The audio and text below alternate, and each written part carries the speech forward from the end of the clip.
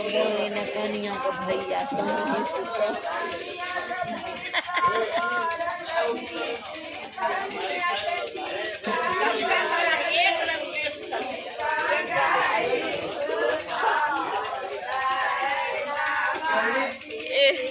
आधा देखी के ना